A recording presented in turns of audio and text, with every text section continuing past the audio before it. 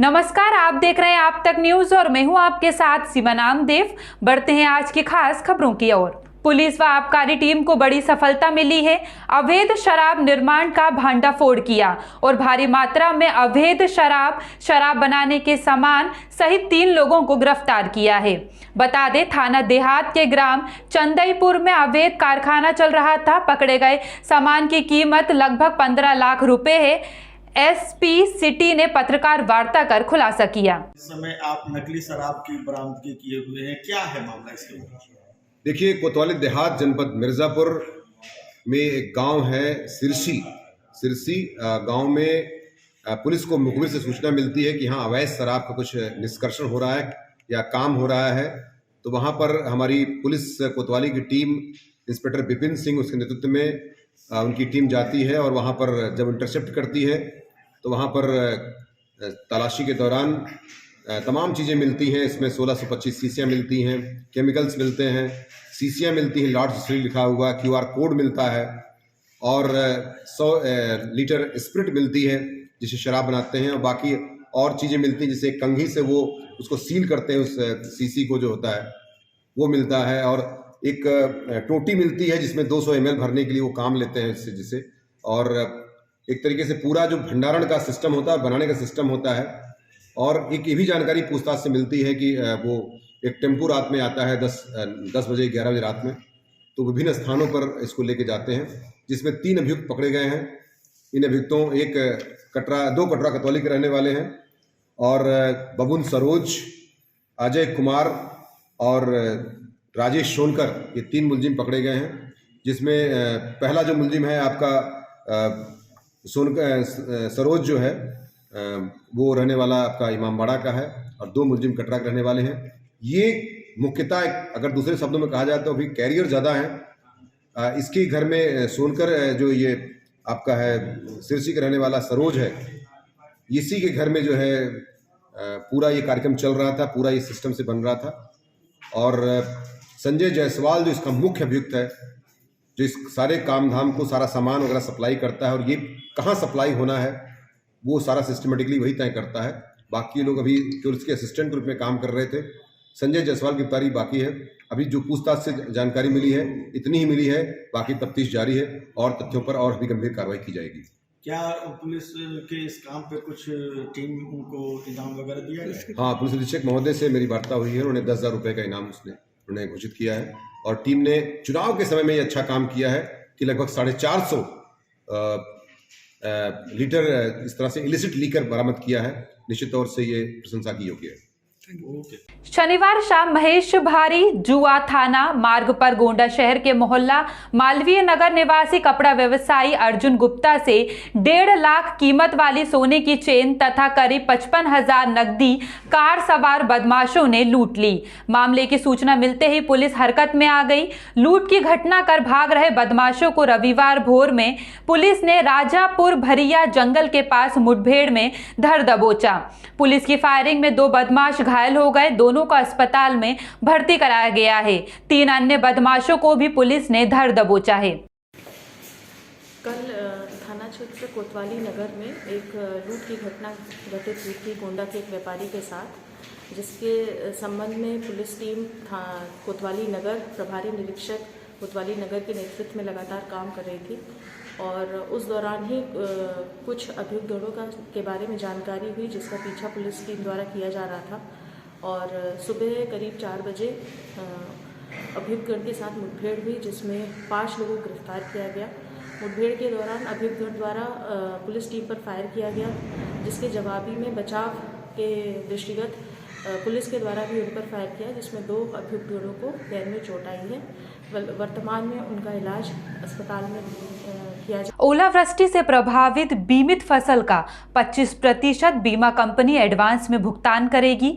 शेष 75% राशि सेटलमेंट होने के बाद बीमा कंपनी संबंधित कृषकों को भुगतान करेगी।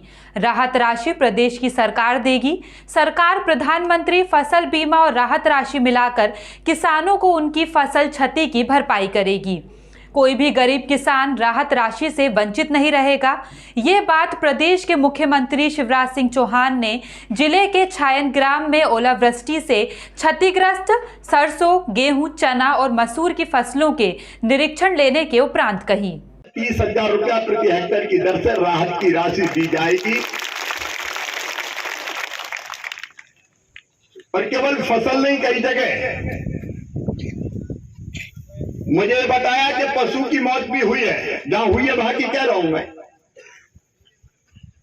तो अगर गाय की भैंस की मौत हुई हो तो 30,000 रुपया उसके देंगे, बैल भैंसा 25,000 उसके देंगे, बछड़ा बछिया 16,000 उसके देंगे, भेड़ बकरी 3,000 उसके देंगे, मुर्गा मुर्गी 60 रुपया उसके भी देंगे अगर मौत हुई है।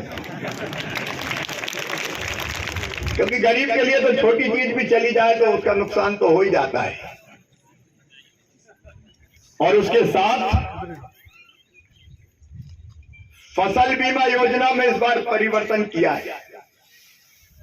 बहुत दिनों तक क्लेम सेटल नहीं होते, इसलिए जो नुकसान हुआ है बीमित फसल का, उसका 25% कंपनी को एडवांस में देना पड़ेगा, 75% बाद में क्लेम सेटल होने के बाद दिया जाए। मैं साफ कह रहा हूं, गरीब का राशन जिसने खाया है किसी भी कीमत पे नहीं छोड़ूंगा, किसी भी कीमत पे नहीं छोड़ूंगा। यहां की दुकान भी चेक करो, कोई दुकान नहीं छोड़ेंगे। ये काला पीठा कौन सी जगह थी? काली पीठ। तो गिरफ्तारी हो जाए और देखो ऐसे लोग कौन कौन है। ये देखने की जवाबदारी किसकी थी कि राशन ठीक से बटे? तो जिला आपूर्ति अधिकारी जो भी प्रभारी उसको मैं तत्काल सस्पेंड करता हूं। ऐसे लोग नहीं चलेंगे, ये थोड़ी चलेगा।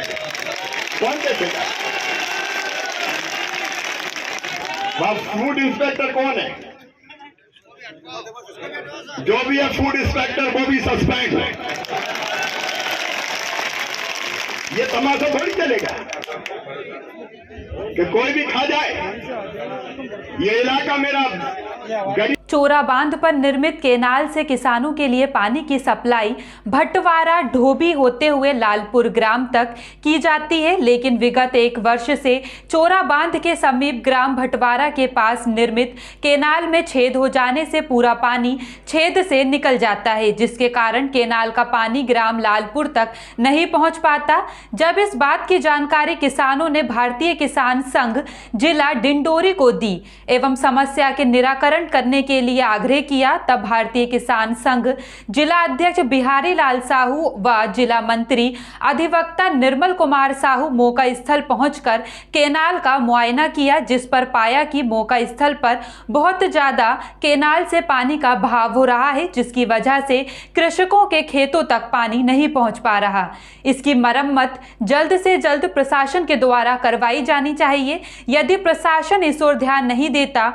तो भारतीय किसान संघ जिला डिंडोरी किसानों के हित के लिए आंदोलन करने के लिए बाध्य रहेगा, जिसकी संपूर्ण जिम्मेदारी प्रशासन की होगी। क्या समस्या है दादाजी? अब ये समस्या है कि पानी पूरे यहाँ गिर जाता है, तो अपन को सिंचाई के लिए कहाँ पानी मिलेगा? जबरदस्ती थोड़ा बहुत पानी जाता है। ये पानी कहाँ से आता है? ये पानी आता है चौरा बांध से। चौरा बांध से। ये कहाँ तक के सप्लाई है इस बांध का पानी का? इस बांध का सप्लाई है लालपुर तक। पानी लालपुर तक पहुँचता है क्या? शुरू में गया है, फिर कुछ दिन बाद फिर वहाँ नहीं गया, फिर कुछ फर्स्ट में गया है, फिर इसके बाद मझगांव तक चले हैं। मझगांव से फिर धीरे धीरे घटते घटते अब डोभी तक आ गया। अब डोभी तक जबरदस्ती जा रहा है। क्या कारण है आधा जाने का पानी? अब कारण यही है, अब ये फूटा हुआ पाइप है, पाइप से पानी गिर जाता है। इसके लिए आपने कहीं शिकायत की है? जी। कितने बार की है शिकायत? मैं 1 बार किया हूँ 181 में। और इसके बाद अधिकारियों से चर्चा किए? जी। उन्होंने क्या आश्वासन दिया? उन्हें ये आश्वासन दिया कि हम पाइप बुलवा रहे हैं जी, और मेरे सामने ही पाइप के लिए फोन ऑन किए, लेकिन अभी तक लगा नहीं। अभी तक लगा नहीं। जी धन्यवाद। बागोड़ा उपखंड मुख्यालय में कोरोना की तीसरी लहर के पहले वीकेंड कर्फ्यू के चलते रविवार को बागोड़ा में बाजार बंद रहे। वीकेंड कर्फ्यू का पालन कराने के लिए बागोड़ा पुलिस व प्रशासन और बागोड़ा निरीक्षक छतर सिंह देवड़ा की अगुवाई में बागोड़ा बस स्टैंड में दुकानों को बंद कराया गया। वहीं पुलिस टीम ने बिना मास्क को लोगों के चालान किए। इसके अलावा बागोड़ा शहर में पुलिस जाब्ता शाम तक गश्त करते नजर आए। पेंच टाइगर रिजर्व सिवनी की विश्वविख्यात मादा बाघ T15, जिसे स्थानीय रूप से कॉलर वाली के नाम से जाना जाता है, अब इस दुनिया में नहीं रही। इससे संपूर्ण पार्क प्रबंधक से लेकर विश्व के वन्य प्राणी प्रेमियों में शोक की लहर व्याप्त है। बता दें, पेंच टाइगर रिजर्व सिवनी के अंतर्गत परिक्षेत्र कर्माझिरी के बीट कुंभादेव के कक्ष क्रमांक 589 में कॉलर वाली बाघिन ने 15 जनवरी 2022 को शाम 6:15 पर अंतिम सांस ली। लगभग 16.5 वर्ष की आयु पूर्ण कर चुकी इस बाघिन की मृत्यु उसकी वृद्धावस्था के कारण होना पुष्ट है। रविवार को पार्क प्रबंधक एवं क्षेत्र के नागरिकों द्वारा सुपर मॉम को नम आंखों से विदाई दी गई।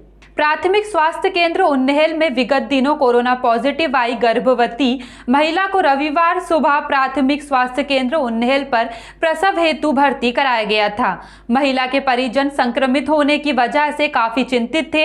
ऐसे में उन्होंने उन्हेल नगरपालिका कर्मचारी की मदद से प्राथमिक स्वास्थ्य केंद्र उन्हेल पर संपर्क किया। ब्लॉक मेडिकल ऑफिसर डॉक्टर कमल सोलंकी से उचित परामर्श लेने के बाद उपस्थित स्टाफ ने कोरोना गाइडलाइन का पालन करते हुए महिला का सुरक्षित प्रसव कराया। महिला ने रविवार को शाम 5:30 बजे स्वस्थ शिशु को जन्म दिया।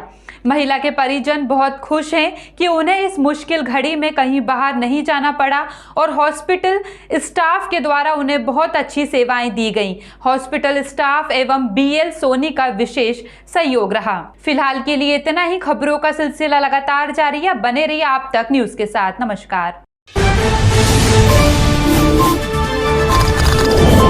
Thank you.